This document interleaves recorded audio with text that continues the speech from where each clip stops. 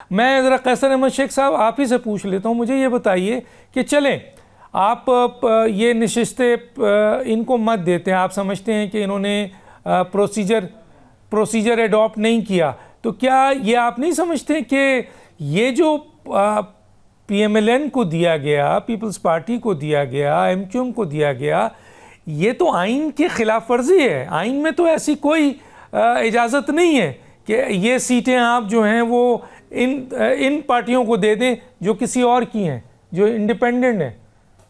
House को मुकम्मल होना जरूरी था और हाउस मुकम्मल होने के लिए ये रिजर्व सीटें तो देनी ही थी।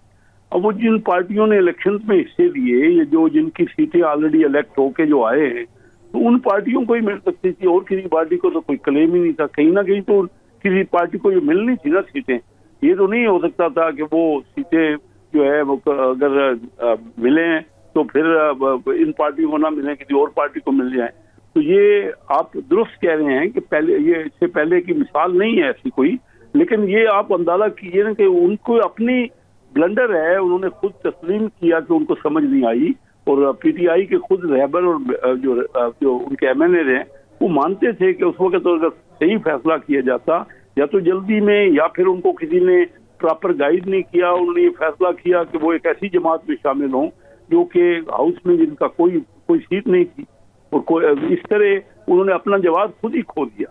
बाकी उसके अलावा क्योंकि सीटें हाउस में मुकम्मल होना है तो सीटें किसी न किसी पार्टी को मिलनी है, तो वो उसी रेशो से जो मुख्तलिफ पार्टियां हाउस में हैं वो जो जिन्होंने रजिस्टर करके अपने किसी निशान से इलेक्शन लड़ा, तो उन पार्टियों को ये स्कीम की जा रही है।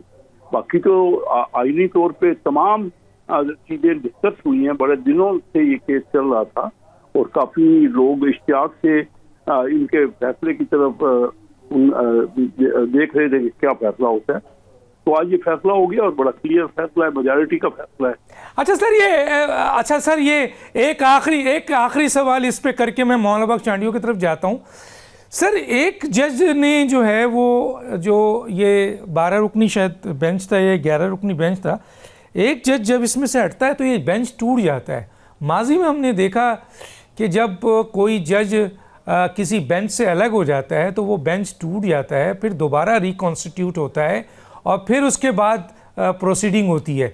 लेकिन यहाँ बेंच जज के हटने के बावजूद बेंच नहीं टूटा, बल्कि उसी को कंटिन्यू कर दिया गया और जो फैसला मुतवक्का था, लोगों को कह रहे थे कि ये फैसला यही आना है और वही आया। तो ये बेंच जो टूटा था, आप नहीं समझते सर?